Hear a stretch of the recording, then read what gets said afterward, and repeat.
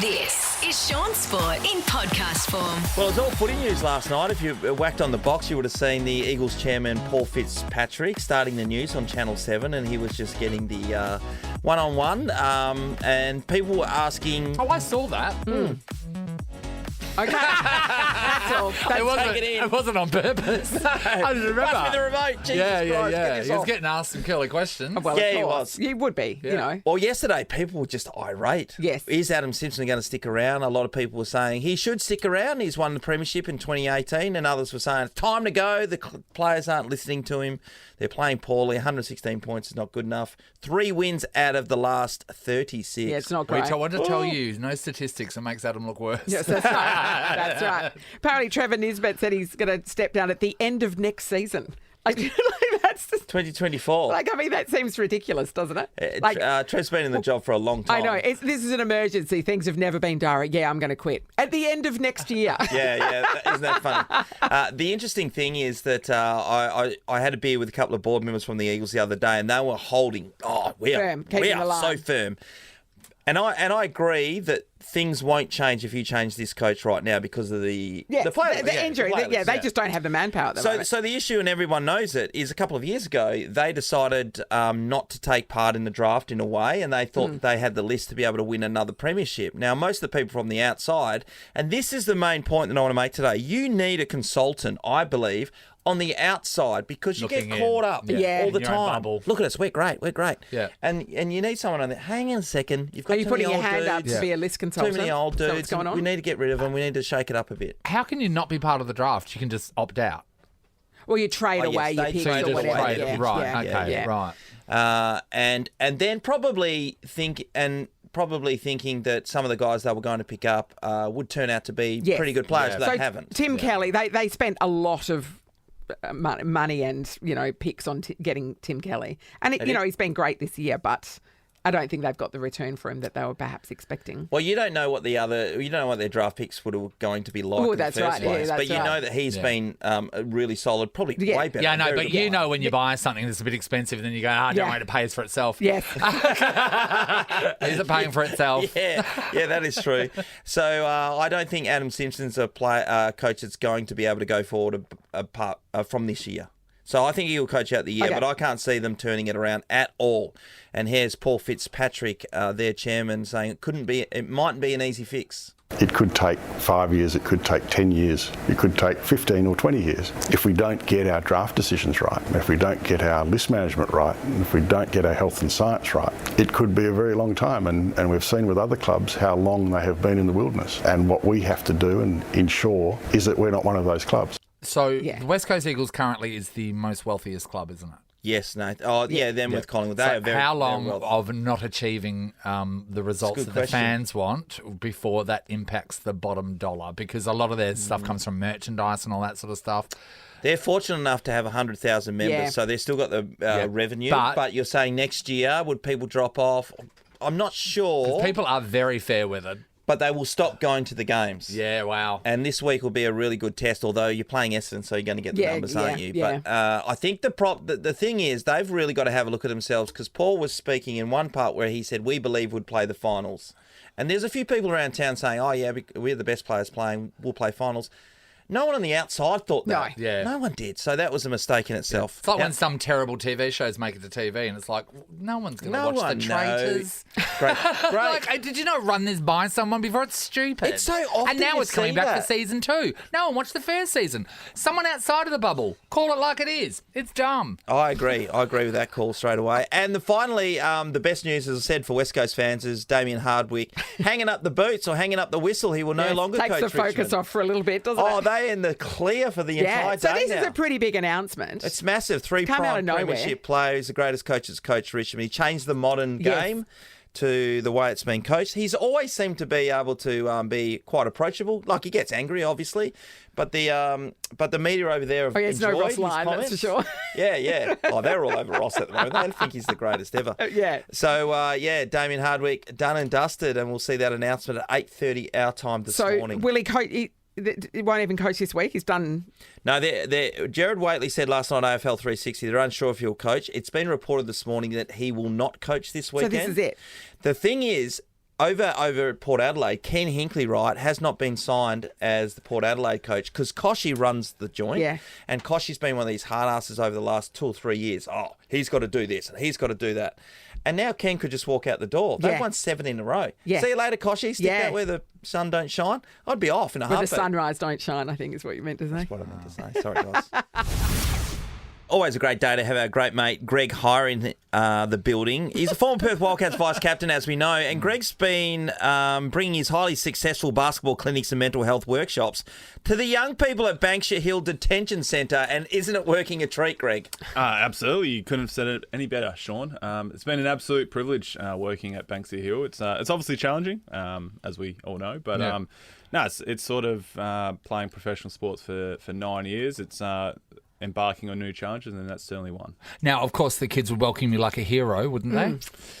I hope so. Do you wear the number 4 singlet so they know who they are? You could have seen Welcome, Red Army! utter disappointment when I walked in. They're like, there's this great height guy, Bryce 20 Cotton? kilograms. Yeah, no, I brought in Devondrick Walker, one of the former Perth Wildcats imports many times, and they straight away gravitated towards him and asked if I could dunk it. I said, I haven't ever dunked it. I'm a white man. Yeah, exactly right. Like I can't even shoot anymore. So no, it's it's actually pretty comical because if they score on me, they let me know. For sure. Did you actually ever play for the Wildcats? And I'm like, walk out crying. It is awesome working with in terms of the team and the skill, and then in terms of trying to get them to align with normal basketball norms. Yes. Like the very first time we started. And the concept of playing in a team Correct. as well. Oh, absolutely. Yes. Right. And it can be pretty dysfunctional when you walk in there, and it started ages ago when I was running holiday programs once off. They just go around and just play for the love of it. And to actually do proper skills now is certainly fun. And I feel like I am a coach.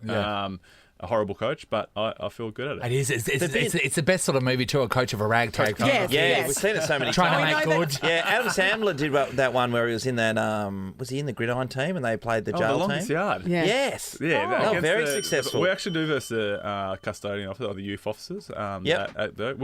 We give them buckets because I have the youth officers. Yeah, I can't say that. Youth officers. That's pretty good. Yeah, my son says better than me. Yeah. He says the. Yeah. And he's got 10 fingers. Yes. He's like the superior version of you. Yeah. And Well done, Sully. Yeah, no, he's doing good. So, Greg, the skill level of the kids, I'd imagine be pretty high because I know from a footy perspective, it's the same. Like some of the kids are super talented. mate, nuts. I think that raw athleticism, I think it's, you get in there and straight away, their basic skills, they can all shoot, dribble. That's the team sort of functionality. There'll be guys that literally will not pass. They'll go end to end, run around ragged. It's good. That's, I guess, what is part of going and doing a weekly program is to sort of entail them, is to sort of ingrain, one, that we can provide a little bit of a carrot in terms of, hey, being part of a program, you're going to have at least something that's consistent every single week that you can look forward to, and you have to abide by the behavioural sort of responsibilities that we ask you to do. But then it's that skill development, in the hopes that they're getting better. Yeah, we'll be bringing people in externally. Not Bryce Cotton because he can't, get injured, but other teams from outside. Not that we're going there, we'll get him injured. Mitch Norton, we've got Mitch rid of is him. free. He's unemployed. So Jesse Wagstaff, those guys are no names anymore. Damien Martin, the Expendables. Yeah, exactly. Yeah, old guys that are going to lose. When we saw what happened at Banksia Hill just the other day, and it was all over the news and stuff, was that heartbreaking for you to see that? Yeah, absolutely is. Yeah, there's no doubt. I think because you see the growth that's had over time, and yeah, absolutely. You look at it and your natural bias and opinions, you're naturally going to have an emotional reaction to that. But then I always think about the youth that I work with who are respectful, that do everything that I ask. And we've seen some incredible behavioural responses from them. And, in terms of getting to school on a more regular basis, to them, their leadership capacities increase. Yeah, absolutely. Everything in life, there's going to be negativity, no doubt, but you can't paint a brush across the whole juvenile detention But- centre. And even if you make a difference in one kid's life, one kid, you've done your job. From Do what you we've know what I mean? what we've seen from there and heard is that a lot of the frustrations are, to do with staffing and stuff like that, but also is to do with the fact that some of them are locked in their rooms for quite a long time. So programs like this are super important. It absolutely is. Yeah. And I think that's part of getting in the program. When we ran holiday programs, and there's no doubt it's obvious there's been staff shortages in the past, and the correctional services have responded to that, and they've done an incredible job in recruiting. That's them being proactive. And so that is the issue, right? Like if it's something like that, the programs sort of get suspended, but we get back in there. And for me, I look at that as an opportunity to not go, hey, geez, this is a missed opportunity. We weren't in there for a couple of weeks. Yeah. For me, it's going, well, how do we actually work together? Like everyone involved, those key stakeholders, to actually make sure it doesn't happen again. Limit that day. You're a real positive influence in their lives, where they haven't had much of that, to be honest. Correct. Yeah. No, and that is, obviously I work, extensively in remote communities. Yes. There's some of these juveniles that when I've been out in the Kimberley or the Pilbara, I've met them. And then when I've gone into juvenile detention, I've seen them. that's heartbreaking. To Newman. Yeah. They're out 6 months later. So they're familiar faces, which is tough. Especially as a parent, I look at that as some of those kids and go, look, I've made some horrific sort of decisions early in my life, not to the magnitude of getting in juvenile detention centre, but people need hope in their life, and if I can provide a little bit of that, then it's a no-brainer to be involved. It's a really exciting time when you get to go into the detention centre because you get felt up on the way through. He loves it. Because Ainsley stopped doing that years ago, didn't she? Married of 2 kids, that's the unfortunate thing. That's why I go every single day. I'm trying to... They're like, no, Greg, come back there. Turn me all over. Greg walks in and goes, yes, I am concealing something, and it is where you think it is. So double glove it, let's go. Wow, we had to go there. But it's good. You're doing Greg, good things. You're doing a great job. And NBA Finals, why I got you here, because they're just so full on. LeBron James' team on the brink of getting rolled right now. But Jimmy Butler, which I mentioned to the guys the other day, because he's a rags to riches story. Yeah, I love that. I hate LeBron. Because I'm a Jordan guy, so anyone it's sort of one that Hate's a strong word. Okay, sorry, just but I love Jimmy Butler. It's similar to the Wildcats, right? Like defense wins games. Yeah. And Not last year, but anyway. Correct. So there you go. There's the perfect recipe. Yep. But just gets it done. He's grit and grimy.